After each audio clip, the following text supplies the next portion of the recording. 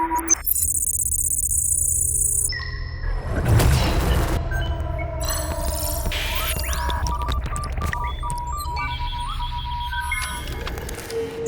friends, and welcome to the Future of Gaming podcast. My name is Nico. As usual, I'm your host. I'm joined by our friend Devin, and today we have a special episode focused on what is the hottest card game in the Web3 space right now, probably the hottest game in the Web3 space right now, and that is Parallel. Joining us today, we have Kohji Nagata, who is the co-founder and head of gameplay and game design at Parallel. And the plan is to jam about, the beginning of Parallel, what the initial idea was, learnings from everything they did up until this point, and then plans for the future. Koji, thank you so much for joining us, man. Thank you, and thanks for the amazing intro. I'm hot for once in my life. Okay. You wanted me to introduce myself. I think you did a pretty good job. I am a co-founder and head of game design and development at Parallel. I think that's just a really fancy way of saying that, like, I get to make up the fun stuff. Basically, the rules of the game and the cards were created by me and then thankfully heavily edited by my team to make them actually playable and good. Parallel is a TCG similar to Magic the Gathering or Hearthstone, if you've played any of those. If you haven't, basically the idea is to collect cards and build a deck before you even get into a match. And then currently you play a 1v1 match against your opponent and use those cards to take their life total down to 0 from 30 before they take you down to 0. You said currently, and that stood out to me. Why did you say currently? Because we're building a 3v3 mode. Nice.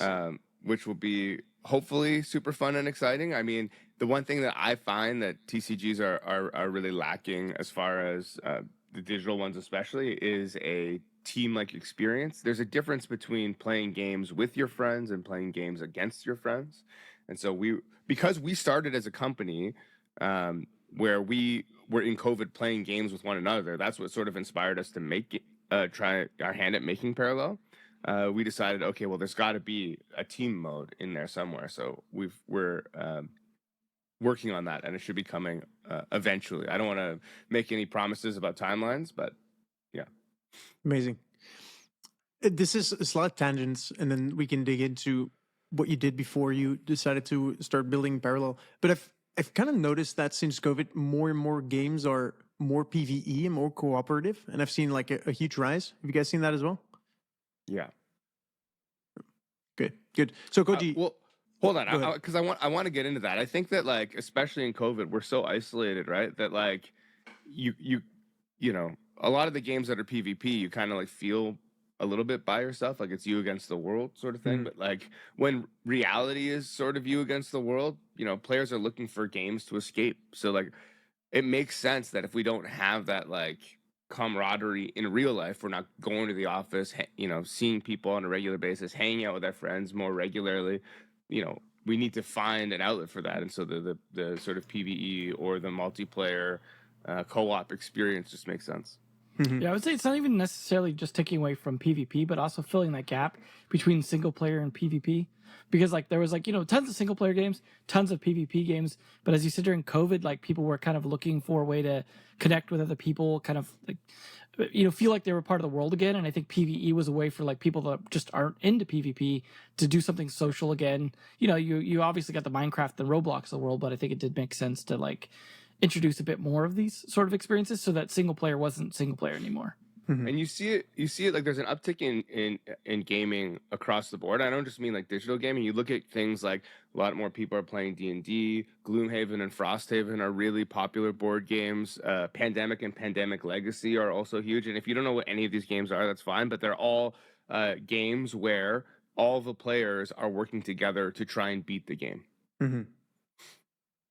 Fascinating trend. It seems to boil down to player motivations, and traditionally you have mastery and you have expression, but there's also socialization in there, and since we've become more physically isolated, games are trying to fill that gap, I guess, and I think that's a really good thing. Koji, before you started building or decided to build a game during COVID, what were you doing? What was I doing? Okay, so In my professional life, I was working in the legal industry, building software for lawyers. Um, there's a lot of you wouldn't think it's as varietal as it is, but there's a wide variety. My last job, I was working at a company that was doing family law software, and amongst other things, the biggest part of the software was asset division, and custody and those sorts of payments. And there's a lot of heavy math involved in that sort of stuff, and so no surprise they needed some sort of nerd that is able to do some heavy math, or at least tell the computer to do heavy math, because that's basically what I did. Yeah, through there, like I learned a lot about, like, oddly, I learned a lot about systems design. Also, in my spare time, I spent a lot of time trying to build board games. So not your traditional computer games for sure, but and I've talked a little bit about this recently. I love board games and card games in the physical world, especially because I think that it is like the rawest form of game design. You know, you look at things like Naughty Dog, right? And their game design is like so good, to the point where they'll make something, they'll highlight a certain color, maybe yellow, or the room will be dark, but there'll be a light off in the distance. And without telling the player, okay, this is what you need to do, like mentally, it's like, okay, it's very clear this is the goal. But you can't use tricks like that when you're building board games and card games. Like it's all in the player's mind. So the game design is just all out there. And I don't mean that that's better. It's just from a learning perspective, so much more interesting. And also just like you can cheat it probably easier, like from a cost perspective. So I spent a lot of time trying to build board games. And I think that's why when it came time for us to make a game, my first instinct was like, oh, it's got to be a card game, because that just fits with NFTs. Like the idea of selling and trading is ingrained in me since I was a kid, playing Magic, going to the card store. That like you want gamers who are used to that sort of feel, because I feel like it. We're trying to shoehorn buying, selling, and trading into other games. It doesn't make as much sense. Not that it won't pick up or that it won't work, but it just card gamers have been trained for so long towards this attitude that it just makes sense to me. But yeah, so that's what I was doing. I was tinkering with board games. I was building software for lawyers, and having a child. Very busy All those having In that order? Yes, in that order. Yes, the child came right as parallel started to pick up. So it was completely insane. I mean, it still is an insane time in my life, but at that point, it was completely insane time in my life.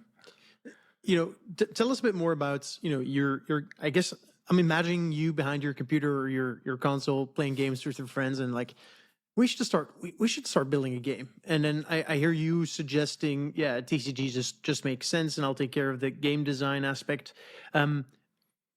What was the thinking that brought you towards building a Web3 TCG game? Was it, TCG and then we can use this cool new tech, or was it the other way around? So we started playing games with one another, and we talked about building a game. And of course, like I said, because I'm a board game guy, like there's no way they were going to be like, yeah, let's all build a board game together. Like that wasn't going to work, right? And so my next love was card games. We started tinkering with some ideas, and like I would say within 4 days, probably I could look at the WhatsApp history and just see. But like basically like 4 days after we started tinkering with this idea, one of our other good friends, Oscar Marr, who's our the head of our art department, contacted us. And this was before Beeple, before anyone knew what an NFT was. It was like, some of my friends are creating these NFTs and they seem to be having like a mild amount of success. And I know that you guys know tech, and a bunch of us have worked at a startup before that had some Web3 elements. I'm a noob when it comes to it, but I worked there in a completely different capacity. I was recording podcasts, but that's a different story altogether. And he came to us and said, can you help me put my art on the blockchain? And Kalos, to his credit, was like, wait. Don't do that. Your art is great. Don't do that. It's sci-fi. Let's see if we can smash these things together. And then they came to me, and I was like, absolutely not.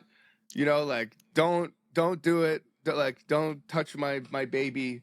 But they, in the end, they were right. And I think that like the idea that I had to get behind was like the tech will actually enable what we want to do, because like I really, really wanted there to be selling and trading and buying and all that stuff in the game, because that's one of my favorite parts outside of playing Magic.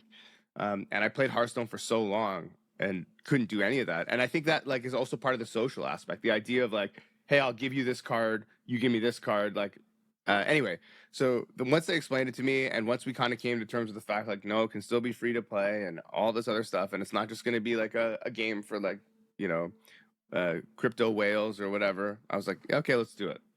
So that's kind of how it came about. In the game design and everything around it, where did you draw most inspiration from? Well, you know, I mentioned Hearthstone and I mentioned Magic the Gathering. Obviously, those are huge inspirations for me. But like, so I'm maybe some people say I'm older than I look, but I'm certainly an old man. And I grew up playing unlimited Magic, and when that really took off, there was a whole host of other card games that came about, and we're like, okay, we're gonna try and eat their lunch. And those games still stick with me to an insane degree. So like I remember playing a card game called Gridiron, which was a football-based TCG. I remember playing a game called Illuminati. Another big one that they turned into a limited board game was Android Netrunner.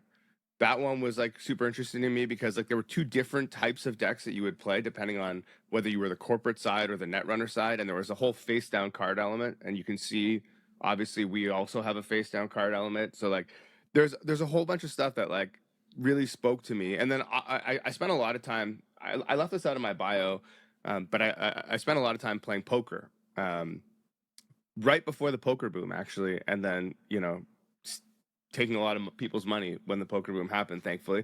But the adversarial and sort of informational trading that happens like in poker was really interesting to me, and I wanted to try and bring some of those elements into the game. Oh, I should also mention, completely unrelated, I also spent a bunch of time as a touring musician once upon a time, so that's also doesn't really help with the game designer credentials, but that's also in there somewhere.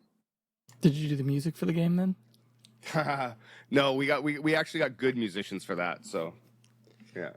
Is that why you toured? You didn't want your reputation following you?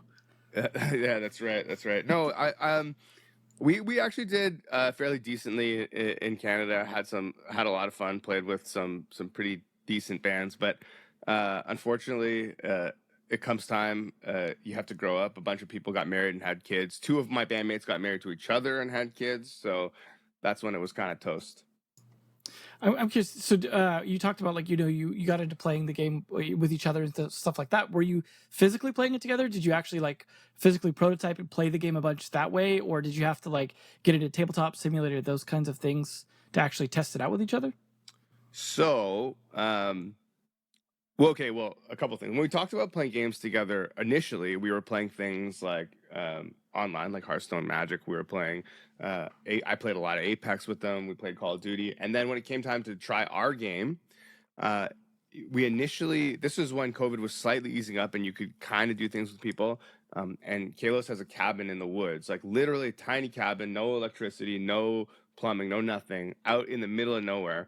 And I remember going to a good friend's office. He works in design, and he has like a printer like probably the length of the office that I'm in right now, and he printed out these giant sheets for me of the cards. Like we had like 10 copies of, no, it must have been like 20 or 30 copies of every card, and like I remember manually cutting them with like one of those giant things, cutting out all these paper cards. We went out to this cabin, and I taught Kalos and Ethan, who's our like lead designer, how to and when I say design, I mean like art design, like the website and all that stuff, the clothes, how to play the game. And we did it on paper. And I remember having stacks of cards beside us, because there's a bunch of things that are like, okay, like make a copy of this card or do this or do that. And it was just like a pile of dice and a stack of cards here to try and keep track of everything. And eventually we translated it to Tabletop Simulator, which was only slightly less cumbersome. But yeah, there was a lot of iteration there. I still have those cards too. They're actually sitting behind me under this record shelf that you can barely see. Mm-hmm. If you had chosen not to go the Web3 route, would the game have been different? The gameplay wouldn't have been any different. No, I mean, it was very important to me when we started out, and it sounds like a silly thing to say now, but when we started out, it was very important to me that we make a game for gamers. It had to be something that anyone who I knew that liked TCGs could pick up and play and be like, I like this game. And in fact, that almost became a fear before we released the closed beta, because we're like, is this like too inside baseball, or is this game only for people who like TCGs? Because that's basically what we did. I was like, let me build the game that I want to see, but like my tastes are a little bit esoteric. Like, I wonder if people will actually want to see this thing. And thankfully, like, so far so good, knock on wood. Like, we still have a long way to go, but people seem to be pretty happy about it. So, I mean, that's great. But yeah, the idea was, let's build the game first and then figure out how the Web3 bit fits into that, as opposed to, let's either work on them together or start with one and then the other. So yeah, it was, but I will say it was a bit of an uphill battle, because a lot of people are like, oh, like we have to integrate tokens into everything, and like it's got to be like gamified DeFi and all this stuff. And I remember early on in the existence of Parallel, people were like, when are you going to release your paper? When are you going to release your paper? And I'm thinking to myself, like, guys, who gives a fuck? Oh, sorry, can I swear? Yeah. I'm like, okay, guys, who cares? Like, don't worry about the paper. What if the paper is the best thing you've ever read and the game sucks? Like, that's no good to you. Like, let's just worry about the game first, and then the rest will fall into place. I mean, that's just my attitude, but that's probably why I work on the game part and not the Web3 part. Look, I really like what you're saying, right? And it's something that we within our community keep saying, is that one, there is no playbook in this space yet. And two, more importantly, even, we're talking about a technology stack. And so when people tell you where's the token and when's the token and all of that stuff, and it's like, if there's no token, if the token doesn't make sense within our game, then we don't use it. Like, you can use all of the pieces that you like. You can do whatever the hell you want. So yeah, appreciate that mindset. Yeah, so I have some questions around the distribution thinking, because like, physical card game, right? You have the distribution, and the rarity is based around shipping out to retail stores, dealing with all that stuff. Then in the digital space, like something like Hearthstone, it's very much just kind of like digital rarity distribution, where it's like, all right, we just make sure it kind of spawns this often or whatever. Whereas when you've got NFTs, like that's a whole different ballgame, because you're like halfway between the two. Like, how did that affect like the design of the cards, the rarity, power curves, that all that stuff that like gets affected by card distribution? Yeah, that's an interesting question.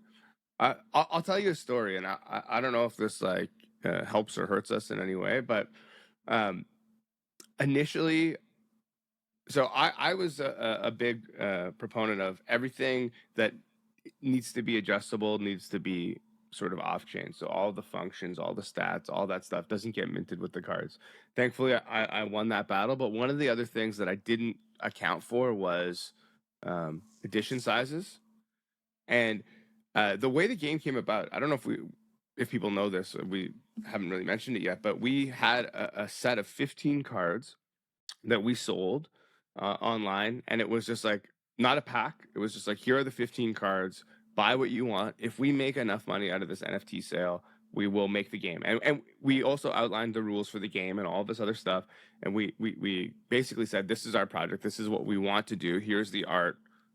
Let's let the market decide, basically.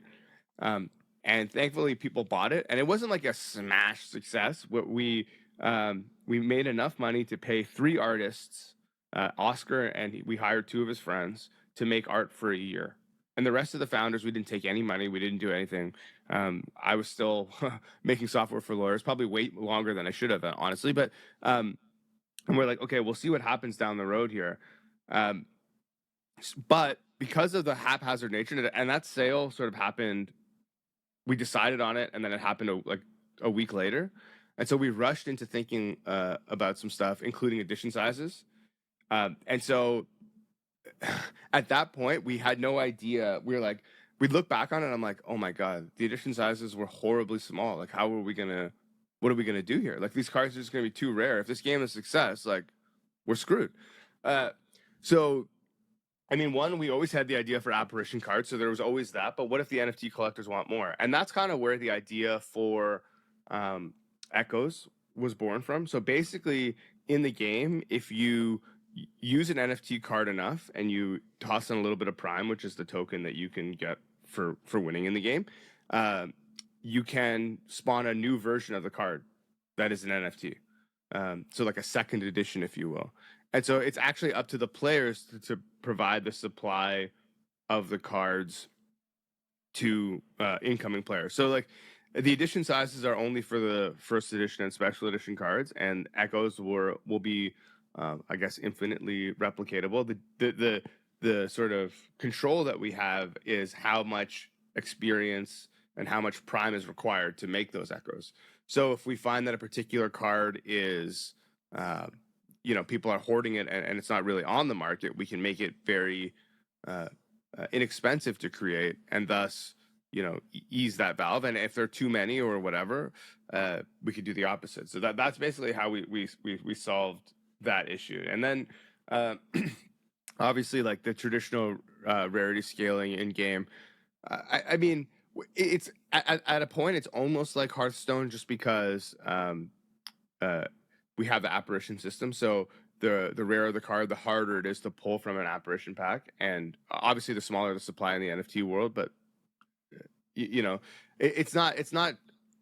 If you're familiar with card games, it's basically a very similar system. The only difference is the non-apparition cards. It's all available on the blockchain, so you can see exactly how many of everything is out there, who owns what, and whatever. It's I actually love that. Did I answer the question? I feel like.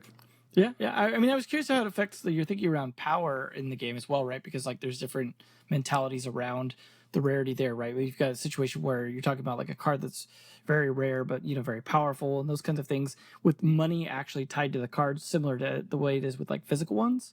Yeah, I don't really think about the cost of the card. I think that the market just sort of decides the cost of the card. We do want to make legendaries, which are the cards that you can only have one of in a given deck, feel legendary and definitely powerful and somewhat game changing, or at least interesting. Sort of like things that you can build your decks around to a certain extent. But outside of that, it's a little bit hard, because sometimes we actually intentionally build.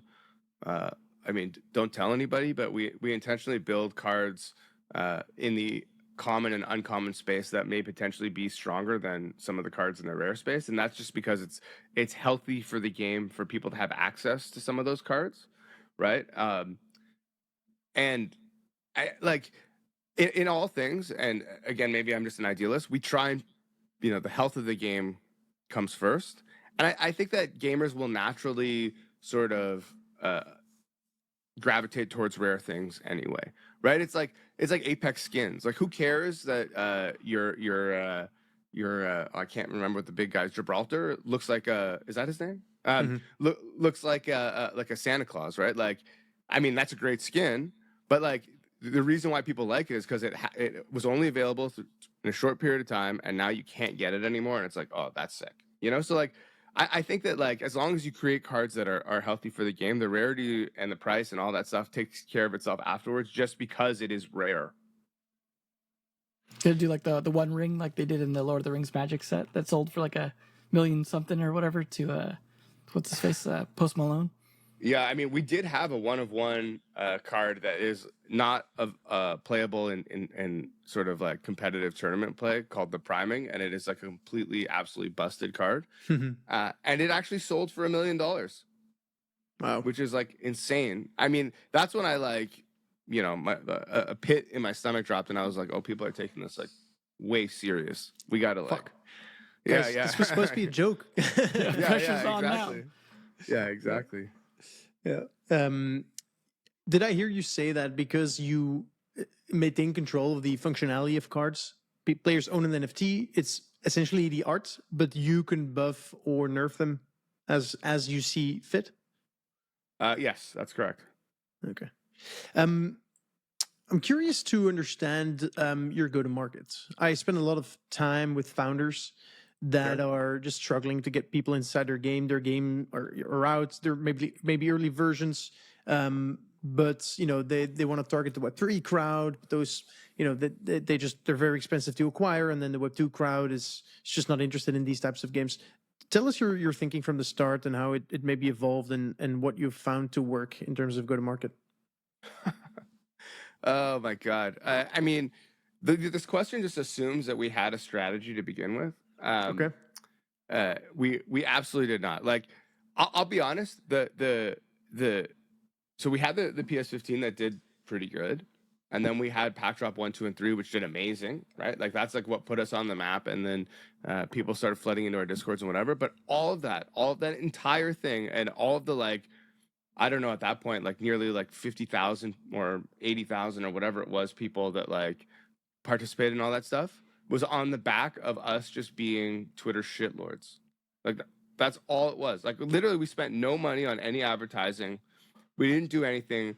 Our founder Kalos is like all time Twitter reply guy, and it's just like it is insane. He was able to just interact, and he's also like insanely smart. Okay, that's another piece of it. He's ahead of the curve with everything. Like I've known him for a really long time, and he always gets into things, including Web3 and all that. Like he was into Ethereum when it was like sub $10.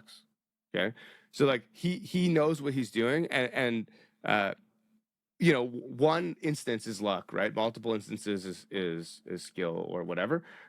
He's done it so many times with so many other things that like me and a bunch of other people are like, okay, well, whatever you're into, like let's just go, let's just explore this, right? And I say that because he was also just really good at. If you remember, there was an app way back in the day for us oldies called Clubhouse. And he would just join a bunch of clubhouses and like pontificate on all things Web3, and people really gravitated towards it because he knows what he's talking about, and whether or not it's like all 100% right or wrong, whatever, he has a pretty clear vision for what he believes to be coming next, and that really captures people. And I think that you could look at some of our spending on technical exploration as almost like after the fact marketing. So one of the things that we did really early, once we started building the art for the cards and the pack drops started to do well, is we started exploring AR stuff. Kalos is really big into, and this is obviously before any of the Apple stuff was even a whisper. We were both really early adopters to the Oculus. Like I have the very first Oculus. It's sitting on a shelf up there as well. And so like it's just like, okay, let's see what we can do with this stuff.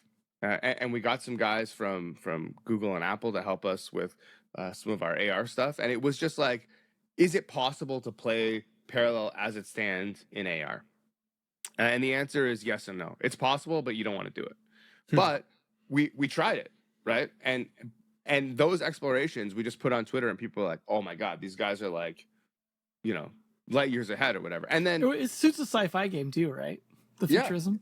Yeah, exactly. And even more recently, right? Like our engineers reverse engineered the like Google Stanford AI paper just for fun to see, like, as an exercise outside of work. And it's become this whole colony thing now. And it's just because we like to play with tech. So I think that like that's a really long answer, and I didn't say much, but the short answer there is like we just play with stuff that excites us, and I think that people see the tech and the excitement, and they're like, okay, these guys like are genuine about it. We're not messing with AI or AR or any of this stuff because it's like, oh, this will really like get people to buy our NFTs or whatever. Like I don't care about that at all. I mean, buy none of our NFTs for all I care. Like just play the game, but we do it because it's like exciting for us, and I think that that's what brings people in. And I'm not just saying like intention is the only thing that will drive audience. Obviously, you have to be lucky. Our timing was good, and things have been pretty amazing. Again, I'll knock on wood all day long, but I think that like your motivation is also important, because you can see, I think, pretty clearly when projects, and we've seen this with so many PFP projects, are just like, oh, we got a bunch of users and they've given us a bunch of money and they want utility. What should we do? Oh, let's make a game. How hard could that be? Like, let's just make a game, right? Like, let's just do that. And you can tell immediately, like, no, there's no way this is going to be good. Like, it's out, like, anyway. And so I feel like because we've, oh, I don't know if you can hear that. My daughter's in the background. She's going to go for a walk.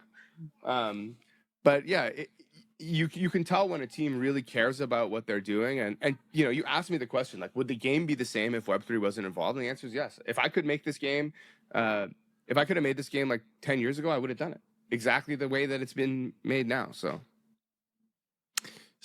the TLDR that I heard was, the initial plan was, we'll build it and they come, as always happens in tech. Then shitposting on Twitter seemed to work, and then also experimenting at the cutting edge of technology, and you know, which aligns well with the futuristic vibe of the game, and building a good game. That's essentially what it boiled down to. Yes, and then obviously getting the right people involved and attracted. I think that, like, we didn't go out to, you know, try and court like the Deezes of the world, or like, I know Fitch joined our team, and whatever, all of these like names in crypto Twitter have either played or been involved. Sobi really likes the game, that type of stuff. But like, all we did was like, hey, we're gonna make this game. What do you think of this idea? And then when they gave us feedback, we genuinely listened, and that was it. We weren't like, hey, give us money or let us give you money to be involved in this. It was just like, do you like this idea genuinely? And they did. And I think that like a lot of crypto works on sentiment, because there's not a lot of product out there that people can point to be like, this is what I've built, give me money. It's like, give me money and this is what I want to build, right? And we did it too. So like, I'm not like shit talking that. I'm just saying that like, I think that you have to like genuinely show people something that isn't just like, if you give me money, you'll make more money. It has to be like, this is going to be fun, and here's why. Or I mean, in a game sense. And if it was an app, like, here's why people need this. Well, this is what's going to make your life easier about this thing. Not like, and I don't want to shit on Frentech, but it's just like, you know, we went from like shit coins to like shit people, basically. No offense to anyone. I'm on it, so like, I'm also a shit person, but you know what I mean? Like this. Anyway. Awesome. Have you thought deeply about the difficulty level of the game, and you know, aligning that with the type of person you're targeting with the game? I mean, this kind of goes back to what I was saying before. We released the closed beta, and I was like, wait, is this like too inside baseball? Is this game? The question really on everyone's mind was like, is this going to be too hard for people to pick up and play? And I was afraid. I was afraid it might be. I was afraid that like the time for like complex TCGs is maybe slightly behind us. Everyone wants to just play Marvel Snap or whatever. Mm-hmm. But again, and again, I'm an idealist, but I think it goes back to what I was saying, is like, you have to be genuinely passionate about what you're building. And like, this game couldn't be different for me, because this is what I wanted it to be. So, you know, like it or not, I guess. Like, I wasn't gonna make it. I wasn't gonna dumb it down just because like it might sell more, because that goes back to like giving the people what you think they want, as opposed to like building what you want. And I think people could see right through that. Like, if I was just trying to like pander to them, it wouldn't work out so well. That being said, I have a mobile game that I want to build that is very simple with some deep strategy. So if this is too hard for you, maybe I will eventually hopefully, you know, fingers crossed, eventually get the chance to build that mobile game, and then we can talk about something a little bit more simple. But that only came about after this. Sorry. Yeah, we'll see if that ends up happening. Yeah. Depending on how much this ends up killing you once it actually releases fully, right? That's right. I was gonna say though, you actually have like timing wise a little bit of an overlap with Disney putting out Lorcana as like a physical TCG that has at least some similar mechanics around like the card banking system. So you will like, I mean, there's probably not a huge overlap with Web3, but I mean, like, at least people being kind of introduced to that outside of typical TCG space around some of the like basic concepts, and then even some of those systems that like at least they'll be familiar with going into the game. Like I said, maybe not the hugest overlap of audience, but at least, you know, expanding the sphere of TCG players. Obviously, Magic's done a great job of that as well, like just turning a lot of people into trading card game players. But it's considered a very niche industry by a lot of people, like in the physical space at least. So I got to imagine, like, at least banking off the Web3 people. I do hope that you can retain them though. Like, you know, they come in, they're all just being degens or whatever, and they check it out, and then they're just like, well, card games aren't for me, and then they just like hold onto their NFTs, treat them as investment vehicles or things like that. Yeah, I mean, I think there's always going to be that type of person for sure. I will say that we are building in automated tournaments into the game. So if you want to be a degenerate, I don't want to use the term gambler, but chance taker in that sense, I think maybe the automated tournaments might be for you. I'm happy that you mentioned Lorcana, because I recently, like maybe 3 days ago, so there's a card store 2 doors down from my daughter's daycare. And so two days ago, I pick her up from daycare. We go into the card store, and I see that they have Lorcana booster boxes, and I'm like, okay, well, now's my time. So I bought a booster box. I bought the like gift pack. I bought all the starter decks, and they're just sitting in a bag over here because I haven't had anyone come. Like, the problem with physical games is you need somebody to play with, right? So I'm waiting for a friend to come over so we can play together. But I did, after buying it, I hadn't looked into the rules. You know, I'm bad me, but like, I've been working on Parallel. But I looked into the rules, and I was like, these motherfuckers are eating our lunch. Like, no offense. I mean, it does have a bit of a banking thing going on. Now, once the cards are in there, you can't really interact with them. But there's some things that I really like the idea that only some cards can be, you know, for lack of a better term, banked. I think they call them inked in Lorcana. I was like, oh, that's interesting. Like, I wonder what the rationale behind that is. I think they wanted to make the choices a little different from just dumping whatever's the most expensive thing in your hand, probably. Most of the time. Yeah, of course. And like the sort of, I haven't played the game enough to know if it's the more sort of important cards that are able to be inked or the less important cards. I'm not sure exactly how that works. I can't wait to play, but I do hope that like anyone who plays that I hope it's massively successful, right? Because I think I really believe in like the rising tide raises all ships, and I hope that anyone who's playing that game and wants to find a digital alternative comes into Parallel. I mean, I don't want to go off too much of a tangent, but as a musician, right? Like I used to live off stories about how musicians quote unquote made it, or like how they found some form of success or whatever. And there's an entire documentary about a record label called Fat Records, run by Fat Mike, who's the lead singer of NoFX. And he talks about how when Blink-182 got popular, it changed everybody's life. NoFX was selling hundreds of thousands of more records, and so was like Lagwagon and all these other bands, because people were like, oh, I guess I like punk music now. What other punk music is there, right? And so like, if Lorcana takes off, it's like, oh, I guess I like card games now. Let's see if there's anything else. Because I don't think that, like, people are always like, oh, it's you and Gods Unchained head to head or whatever. I'm like, no. If people are playing Gods Unchained, amazing, right? Like, they're like, oh, I like card games. Let's see what other Web3 card games can exist in this space. You know, like, I don't just play Call of Duty, or I don't just play Apex, or I don't just play Hearthstone. Like, I play it all, you know? And so I think that, everyone go play Lorcana and then come play Parallel. Mm-hmm. Easy. Yeah. So tell us a bit about the next years. What's your dream for Parallel? Where do you see this go? A successful 3v3 genre or game mode, and, you know, team play, PvE?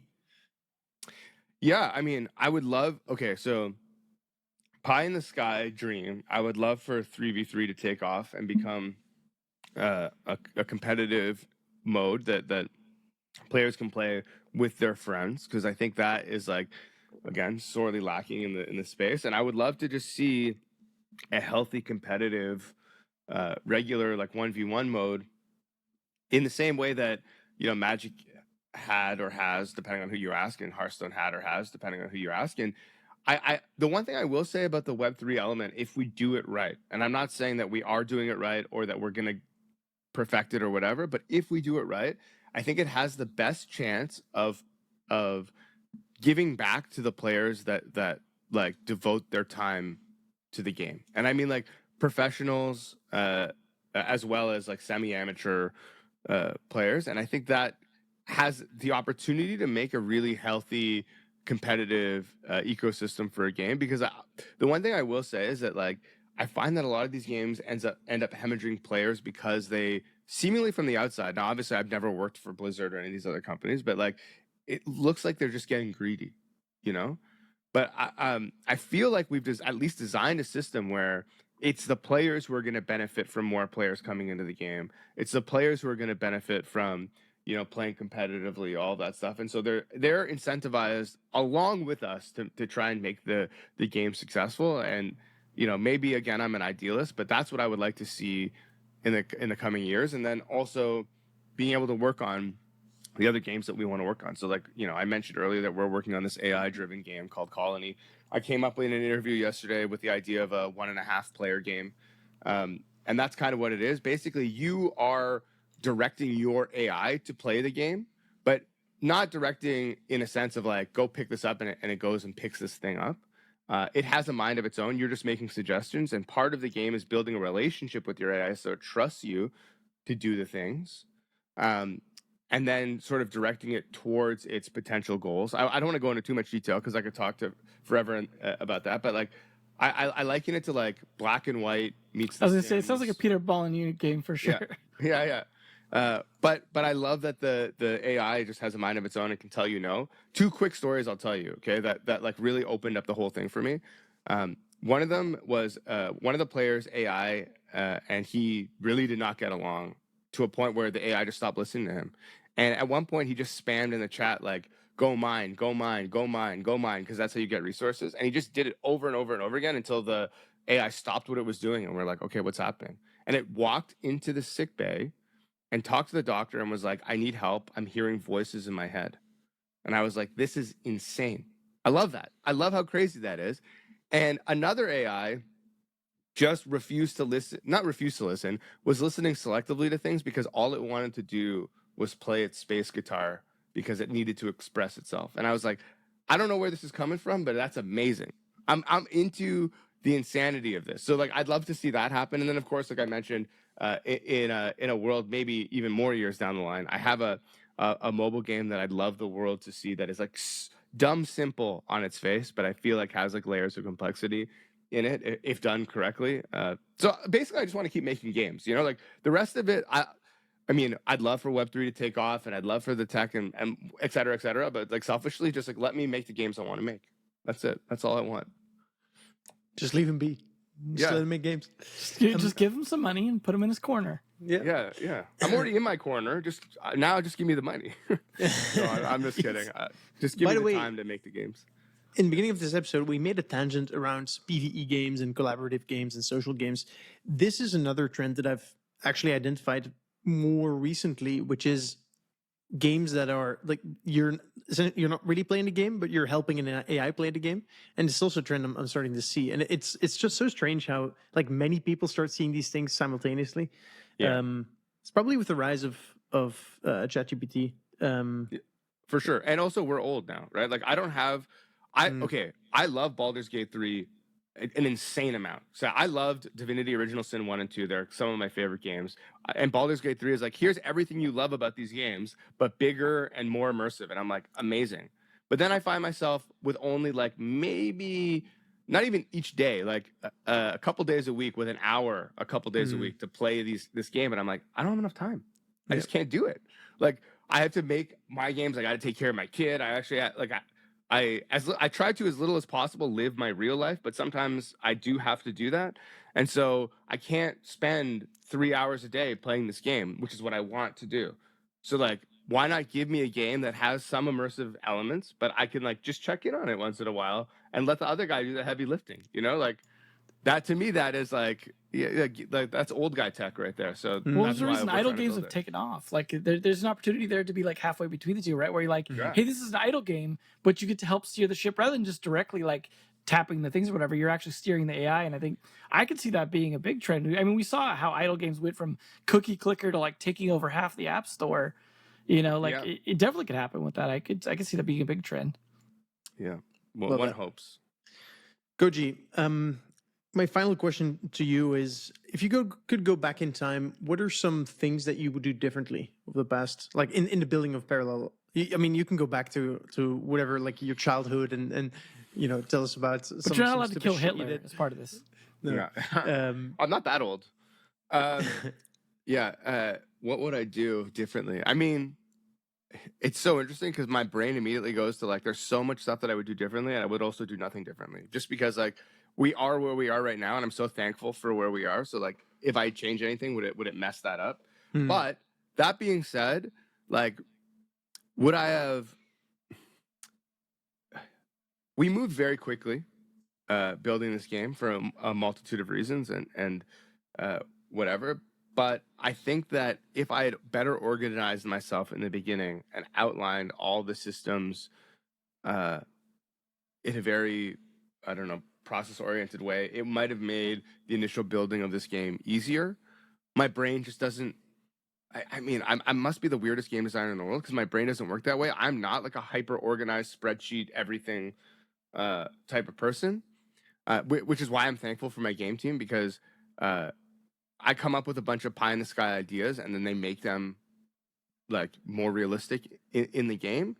I mean, maybe the one change I would have had is I would have started with all of them to begin with, so that like we could have gotten this down on paper faster and like iterated quicker and whatever. But it's hard to say, right? Like right now things are going very well, and I'm not so naive to think that like this is never like we're going to be on top of the world forever. But like I hesitate to change anything because of how it's worked out. Like I've as a kid, I always wanted to just like, what if my job was just playing video games? And that's not quite what my job is right now, but like it's as close as I feel like I can get to that. Like I can buy video games, and that's a business expense. That's like, dude, that's amazing right there, right? Yeah. So like, I don't know how much I would change. I think like the only things that I would change is my work process. I wouldn't change anything else about the company. And we are like, we run around like chickens with our heads cut off. It is insane. Everything's breakneck, and there's no rest. And like, would I say, okay, maybe I would give us some more time to do X, Y, Z? Maybe, but then maybe we wouldn't have hit the markets at the right times and all that stuff. So I have a bunch of complaints, but I don't think I would change anything. I feel like that's the very long-winded answer to your question. Well, at least my question then is how much have things changed in the game design over like since that initial like cabin in the woods kind of playtest through like actual public exposure and things like that? How much has it changed? Oh, a lot. I think that we've really honed in on factional identity for the parallels, and exactly what the initial game design didn't even have paragons. So, I think that like we've really honed in as far as what we want the flavor of all of these to be, both from a lore perspective and from a gameplay perspective. And it's become a lot easier, still not easy, but easier to create new cards that sort of fit into the mold and make sense for the game as a whole. And once you have that, I think it really sort of streamlines the process. I always bring it back to music, but it's like once you've found your style, right, it becomes easier to write songs because you're not, like I'm not exploring classical music if I'm writing punk songs. Like from a place perspective, right? Unless you're Radiohead and like every album is just going to be like completely insane, right? What you're going to do is like, okay, this is the different areas for the different things. Now let's just funnel it into those areas, and you can kind of whittle away once you have that. But like finding the initial framework for those was a large, slow process. And if is it entirely you doing it, or does the other part of the team actually design cards and things like that? No. Oh, no. I don't want to take credit for all of it at all. It's definitely so. Big credit to Connor, aka Merchant, Carson, and now we have somebody named John who's like instrumental in some of the balancing. Although if there's any negative balancing, don't blame him. You can blame me, because he always wants to do things a little bit safer, and I'm like, let's just fucking make it crazy. So no, it's not just me. I would be dead in the water if I didn't have those guys. Mm-hmm. Final observation. It's something I've noticed quite a lot is, when you constrain yourself, you actually allow yourself to be more creative in a way. because you're limited in what you can do, and you're still trying to find fun and make something good. And I've noticed that some of the best games out there have come from a large amount of constraints. And I completely agree with that statement, by the way. good, Koji. Where can people, I guess, find out more about Parallel? By the way, so now it's parallel.life, and it used to be parallel NFT something, right? Okay, so this is where things get confusing. Our website has always been parallel.life. The domains for our email addresses, I believe, are at paralleltcg.com. Okay. Everything's everywhere. But if you go to parallel.life, that is our website. You can follow our main Twitter account at paralleltcg. It used to be at parallel NFT, but now it's at paralleltcg. And you can follow me on Twitter at paralleltcgpod. We also have a podcast, not as good as this one, but pretty good still, called Life in Parallel. It's all about game design, and more specifically parallel game design. Our latest episode just is a bit of a rationale on the buffs and nerfs of our last patch, and just how we go about buffing and nerfing things in general. We also talk a lot about just movies and video games in general, because we are pop culture nerds. Join our Discord. We are all very much online, for better or worse. So if you want to ask any of us any questions, including myself, any of those areas, you can get me on Discord. You can get me on Twitter. I answer majority of my my messages on Twitter. Just don't try and sell me something. I won't answer that. But everything else, I'm in on. Outside of that, I don't know. Download the game on our website, or I'll say this: anyone who's listening to this, okay, for your listeners specifically, create a parallel.life account. Send me your username, and I will add you to the closed beta. For sure. Anyone listening, send me your username. I will add you to the closed beta. Play our game. Did I buy that pack for 0.05 ETH for nothing? Absolutely. Well, not nothing. Okay, that's true. You can flip it. We're hyping it right now. Yeah, We're pumping the bags, Nico. You're fine. Dude, that's my strat. That's why I'm doing this. If you own the NFTs, though, the only way to get Prime out of the game, which is the token, is to own NFTs, is to play with the NFTs. So if you have a free-to-play account, you're not going to earn any Prime. So it depends on whether or not you care about that. It seems like people do, thankfully. Knock on wood again. Play to earn, man. Play to earn is the future, I've heard. No, I'm glad I bought the pack. It's also, I think of it as a business expense. I gotta try these things out. Plus, I feel like if you bought the pack and you didn't like the game, I wouldn't be here talking to you. So also, that's probably pretty good for me. Good, awesome. All right, Koji, thank you very much for joining, for sharing so much. So it was a really fun conversation, and I love the setup, man. I'm jealous. Like you have like a professional podcast setup. And I didn't know you actually had a podcast, so that's one that I'll be listening to. Oh yeah. I started this journey. The reason I got involved with a bunch of these guys is we were working at another startup, and I was doing a podcast for their startup, and it had like a social token element to it, like way back when, like I don't know, maybe 7 years ago. Anyway, listen to my podcast. I love the sound of my voice, so hopefully you do too. No, just kidding. Good. Awesome. So Koji, thanks. Devin, thanks. And listener, thank you too for listening. If you made it here and you liked it, let us know. Go play this game. I have an account. It's NOFOR, NOFOR. So add me, and we can play each other. That'd be fun. I'm a shroud. That's what is it? My faction, or your parallel? My parallel. Okay, I need to get into the lingo. Anyways, thank you very much, and we look forward to speaking to you in the next episode. Ciao. See ya.